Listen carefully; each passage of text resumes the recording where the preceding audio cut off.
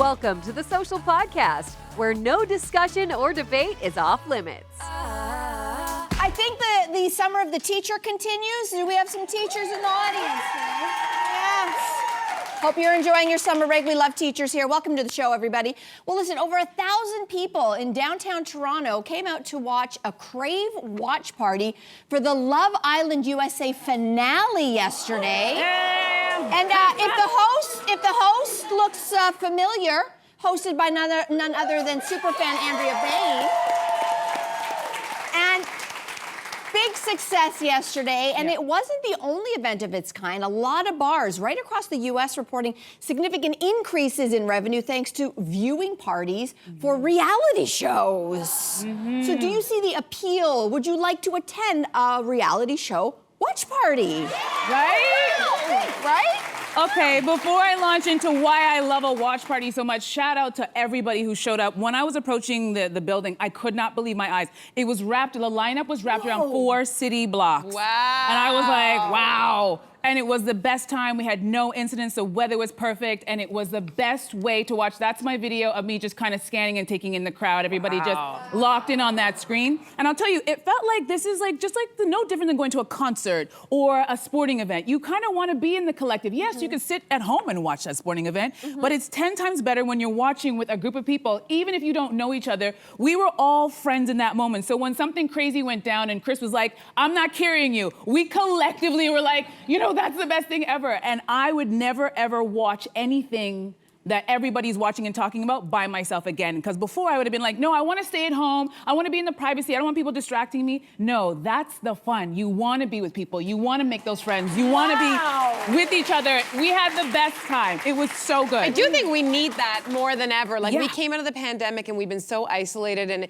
it's taken a bit of time, but I think people are really craving these kinds of collective experiences. And I love this for reality TV shows.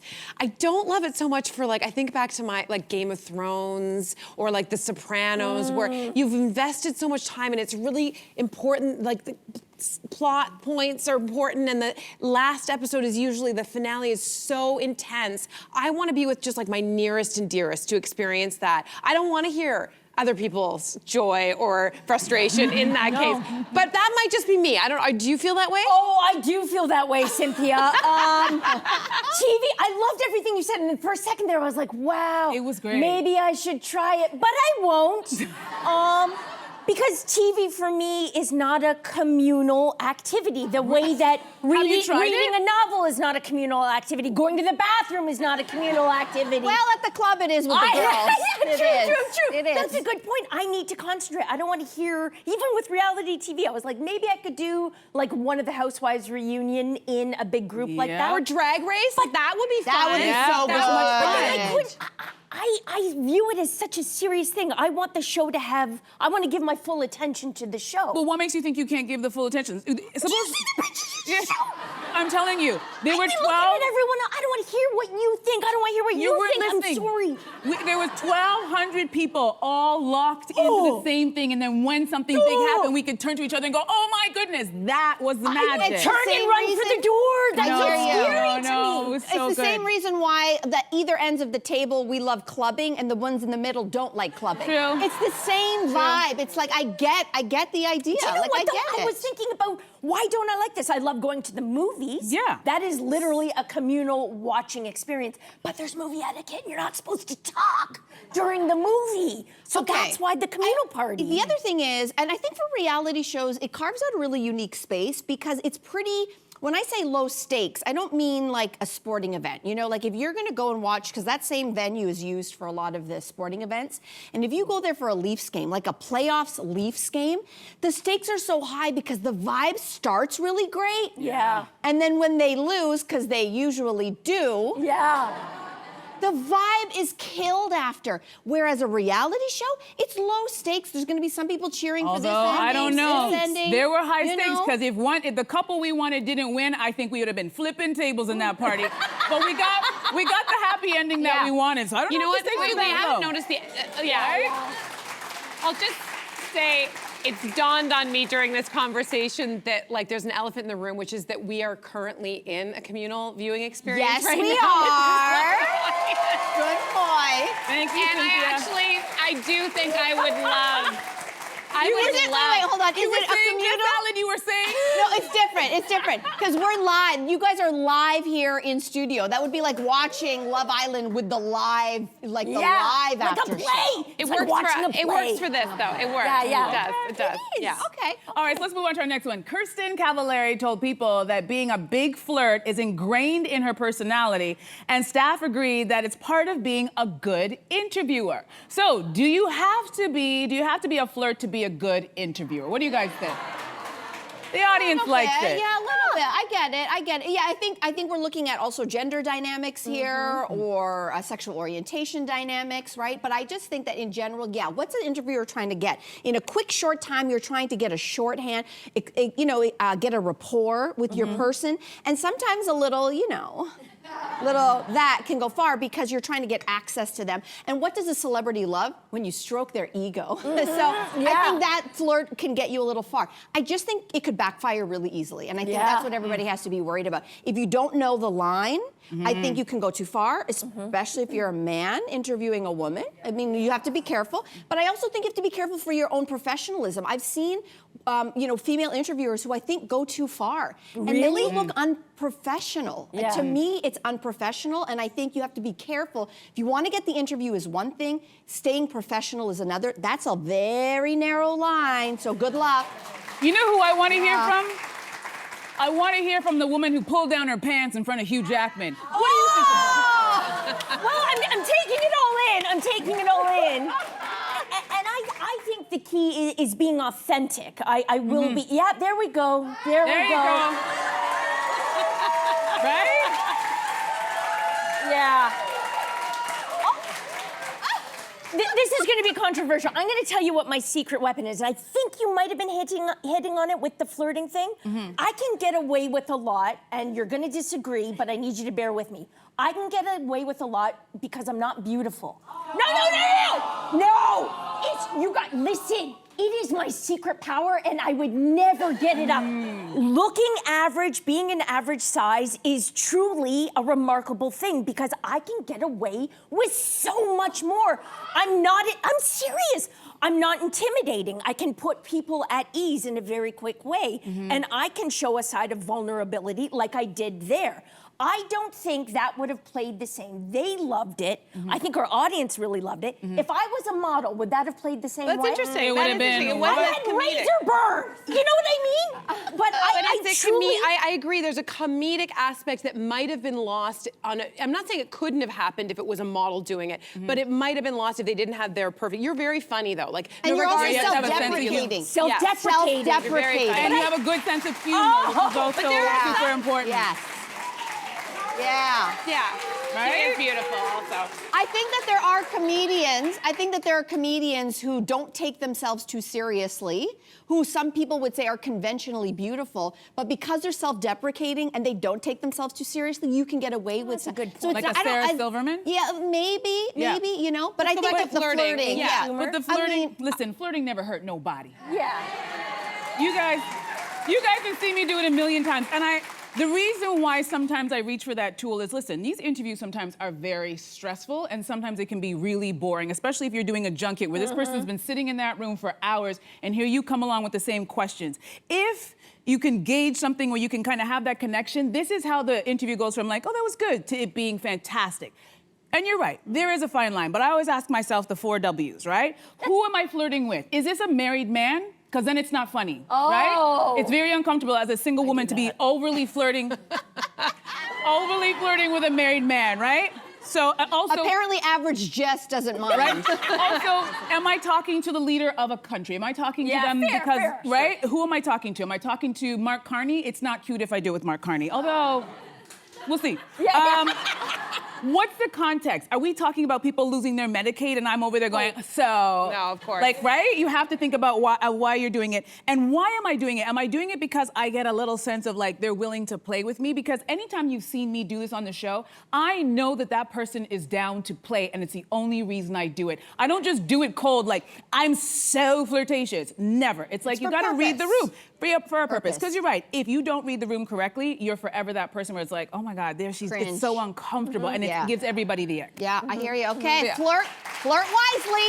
Flirt Yeah. wisely. Wisely. That's the lesson. Okay. So there's a new movie about an immigrant from the planet Krypton. You might have heard of it. It's called Superman. So director James Gunn, he told the Times of London that at its heart, the blockbuster is, quote, the story of America, an immigrant that came from other places and populated the country. I don't think Superman, did he populate the country? Anyway, conservative pundits are calling it, quote, super woke, and it's another case of Hollywood imposing liberal values on moviegoers. So what do we think about this idea? Is it fair to brand this movie as political? Well, what do you think? I actually think it is fair because the director himself, in an interview with the Times, he said, yes, it's about politics. Apparently, I haven't seen it, but there's a 10-minute scene where Clark Kent and Lois Lane discuss geopolitics, and they disagree, and they're fighting, and they're going back and forth. And I guess the point of that is that they don't cancel each other, quote unquote, so to speak, but they learn, and it's okay to disagree. I don't see what the big. If that's political, then yeah. Depends who you're talking about. Listen, this conversation we wouldn't be having this conversation if Hollywood wasn't just guilty of always putting out the same movie every single year. If I see one more Spider-Man, one more Batman, one more Superman, to me it's like, yeah, you know what? Let's just have some creativity. Everybody's moving to LA to become a star. Let's use some of those other scripts and do something else. And then we can skip this whole conversation or have a movie that's really about politics and have art imitate life. Yeah. That would be I mean, great. but so many movies are about, like, the best movies that we love, like, have a political undertone. At least for me. I think about Get Out having because there's a story within a story telling truths about the world. And so I actually did naively. I didn't think of Superman as political super political. But in fact, the history of it is like there actually is a story that was in an article attached to this. The back around 1940, one of Adolf Hitler's elite SS guards, he denounced the comic strip. Again, remembering that this started as a comic strip. Because of the co-creators, the co-creators were both Jewish, in fact. And also one of the co-creators, Jerry Siegel, in 1981, he explicitly said that Superman's creation was in reaction to the rise of fascism around the world. So it literally is inherently. Yes. And then you think about this past weekend, did anyone see that image of Donald Trump? Did you guys see this?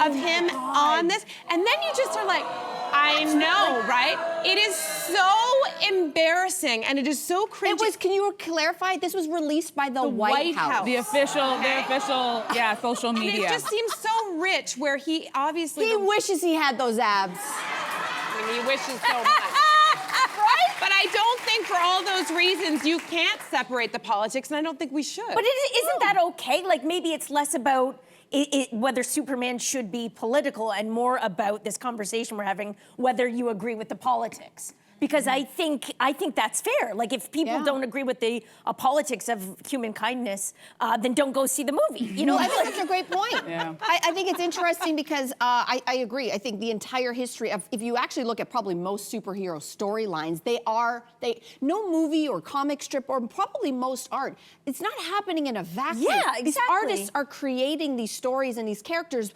probably in relation to what's happening in the world around them. And if you take a look at the very first Superman movie in 1978, this is post-Watergate era. This is where a lot of Americans were really questioning their institutions, what's real, who can you trust? All of our politicians are corrupt. And so Superman came forward and what were his virtues? Kindness, and empathy, and doing the right thing.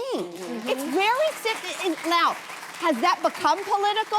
Has that become political? It has, because you now have this Superman movie in the Trump era, and the whole thing that they're questioning again in this film is, where is the kindness? And what is this happening? In the States, they are disappearing Latino men off the streets. There are ICE raids that are happening. They are taking away Medicare. They are, it's horrific almost to see what's happening there. So the question is, where is the kindness? The fact that that's a political statement tells me me how broken America And is. the fact that you know Trump what? thinks of himself as And what's really broken is the fact that we are talking about a fictitious character in a leotard with a cape instead of talking about those brown men who are being displaced and put in ice, gathered by ice raids and being thrown in countries that they actually have no business being in because they're not from there. Yeah. That should be the discussion. That's where everybody should be fired up. Not talking about Superman. Let's move on.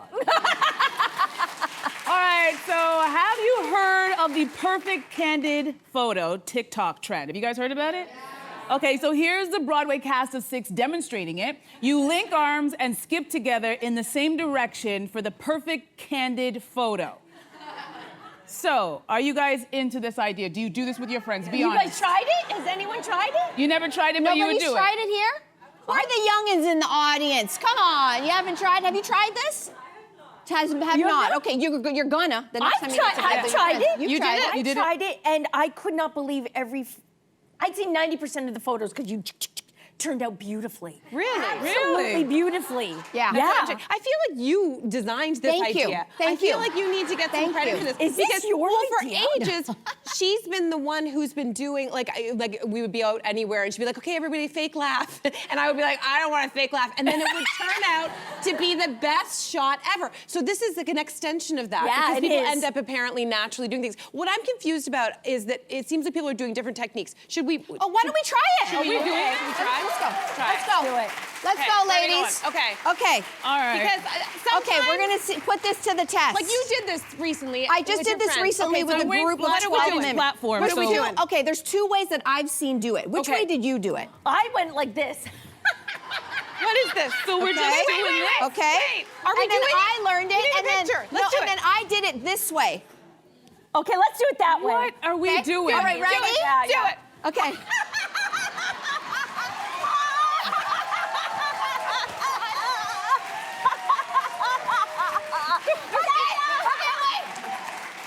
This is so ridiculous.